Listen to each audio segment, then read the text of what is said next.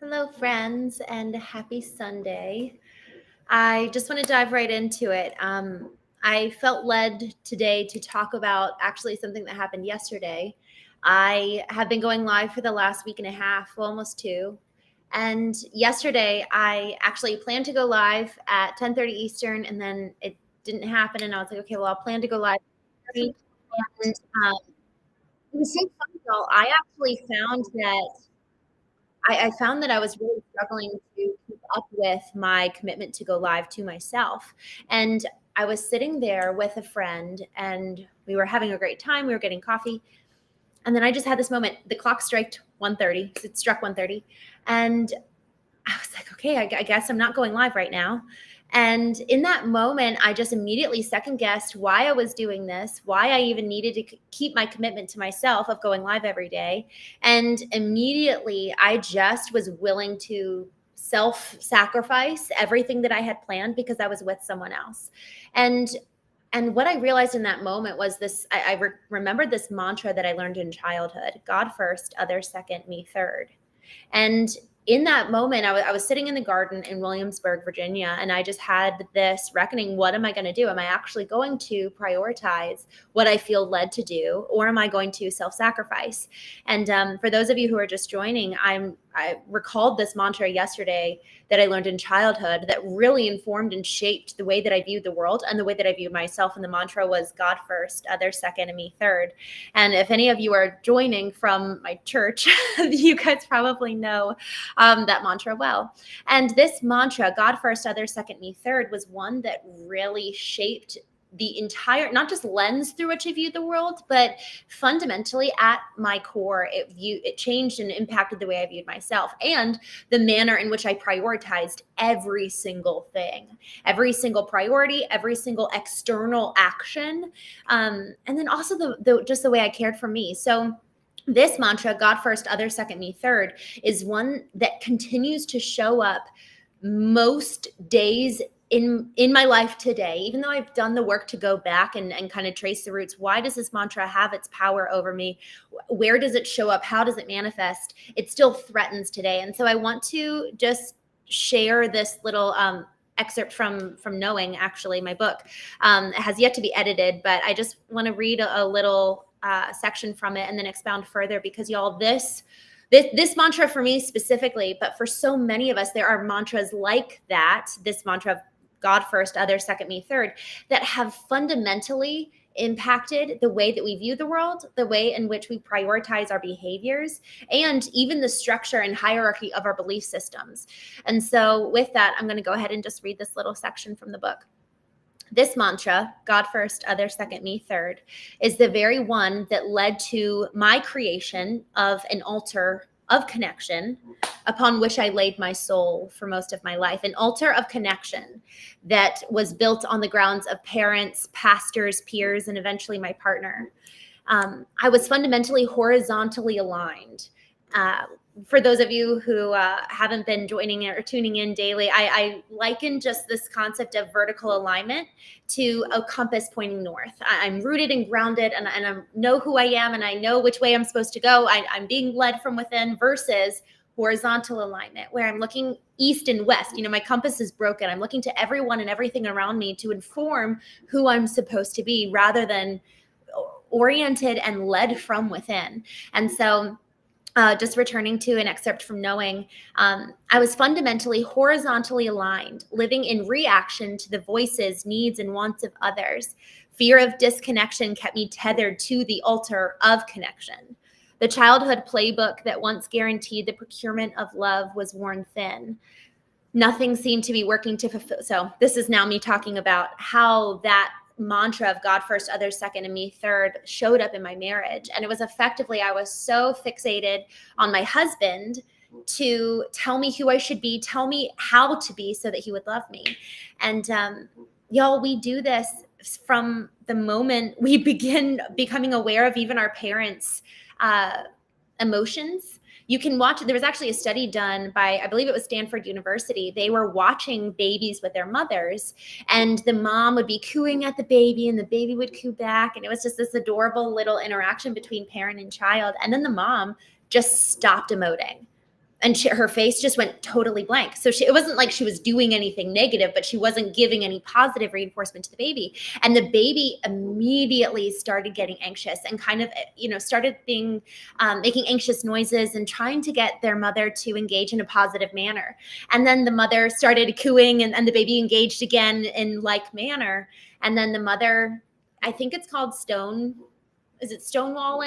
But she effectively went stone-faced again with just no emotion, and the baby again elicited those anxious reactions to the mother, and they were trying to get that positive reinforcement and positive engagement.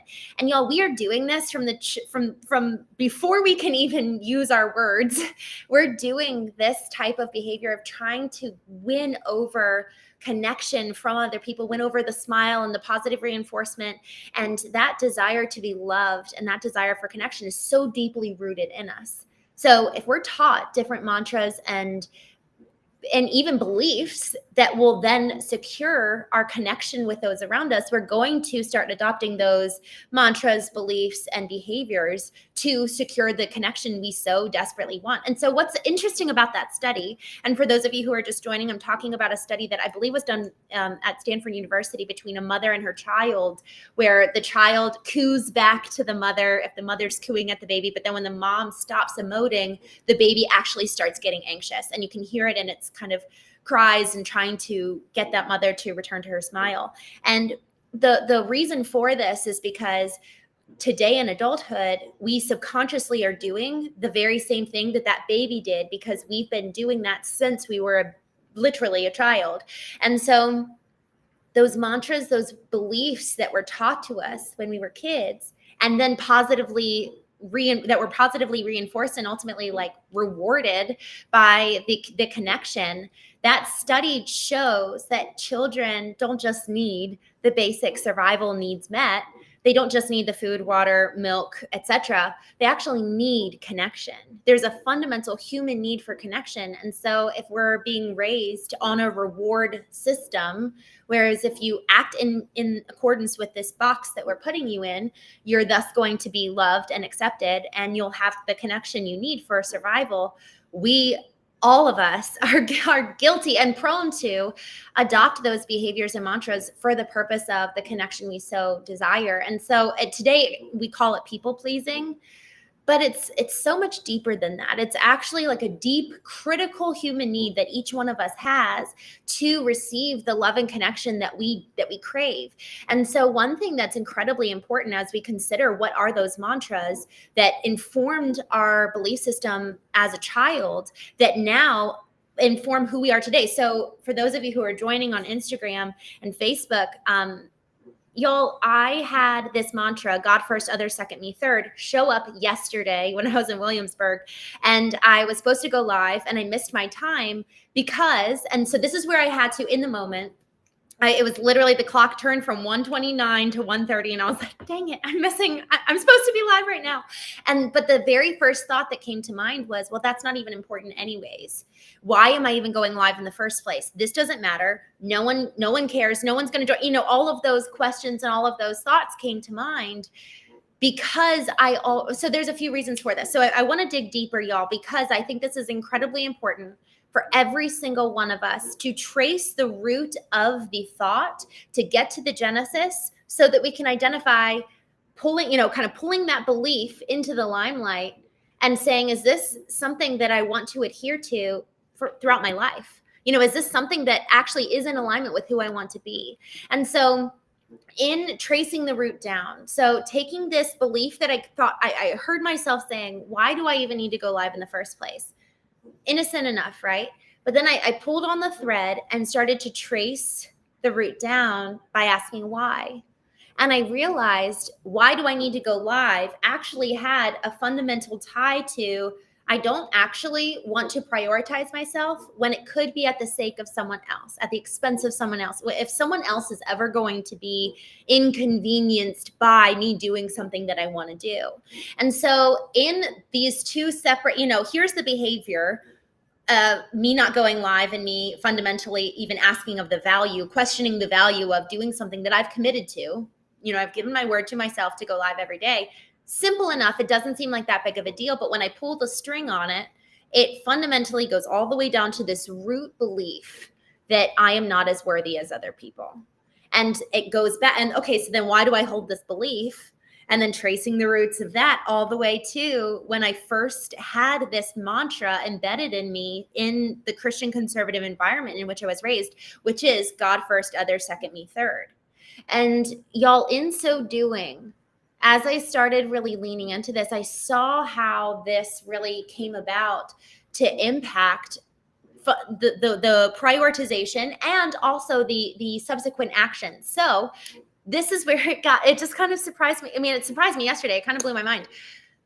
This is a real reason why I actually will go into kind of extreme seasons of being alone, because I don't know how to do the things that I feel like I'm called to do when I'm in community with other people.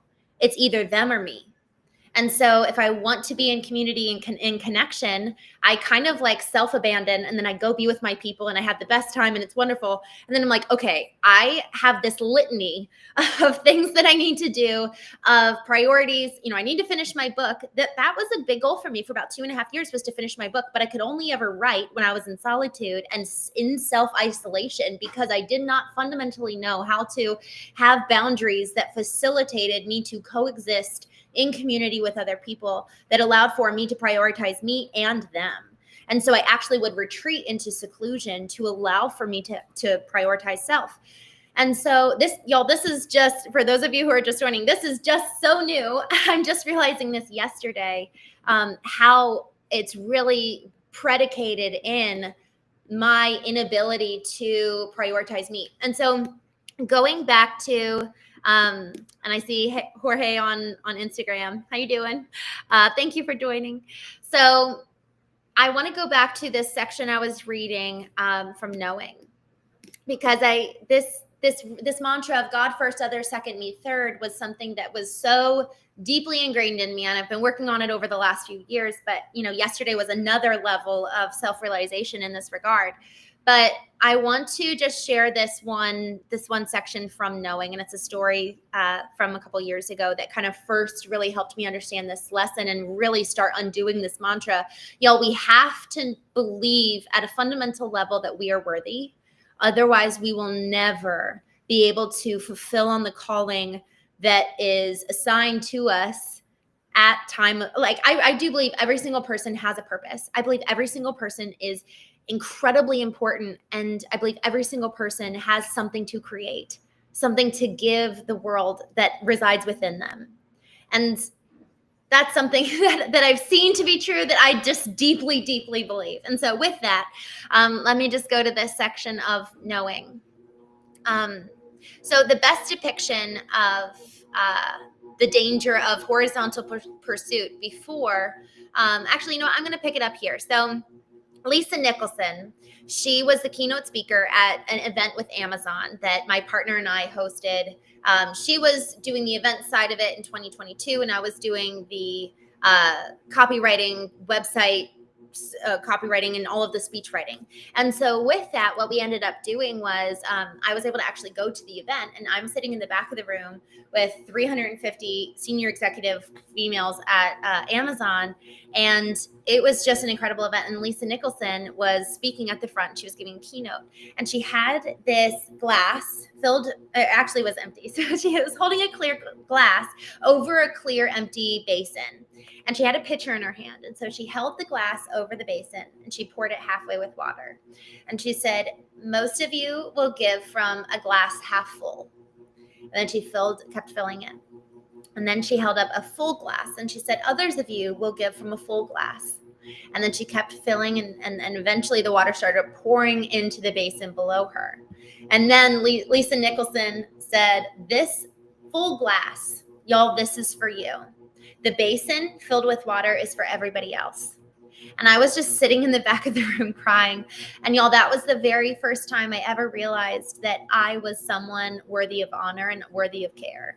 And from that moment on, it just fundamentally started shifting in me a new way of thinking, because we need something new to replace the old. It's not enough to just say, okay, that old mantra, I'm not going to believe that anymore. So this mantra of God first, others second, me third, me at the bottom, me getting the leftovers, me getting what could potentially remain at the end of the day after I've given everything to everyone else.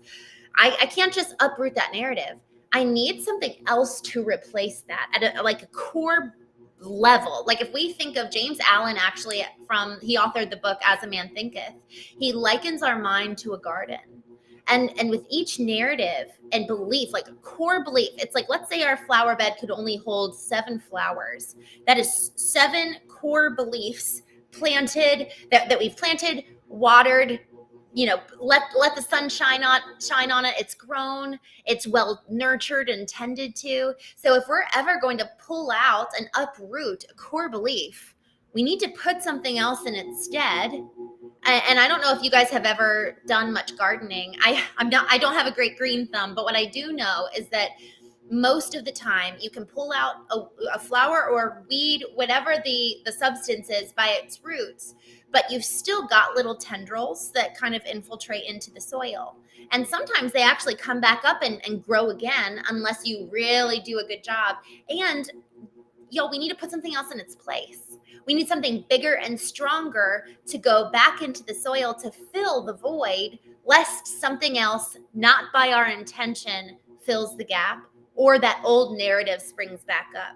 Y'all, what is just so life-changing, and I really mean this, this is so incredibly life-changing, and I say that because I've experienced it. What is so incredibly life-changing is that we have the power to choose every single belief, but we have to first know what is there. And I quoted this actually on Independence Day. Viktor Frankl, this gentleman, he was in Auschwitz, the most horrifying German concentration camp. And he was having every single freedom stripped away, all the way down to losing his wife. I believe he had children and he lost them as well, but he at least lost human freedom in terms of physical freedom, and he lost his wife. But what he said that was just so incredibly profound is that they cannot strip the core freedom, which is the ability to choose our attitude and our approach to any given circumstance. They cannot strip that away. They can put us in chains.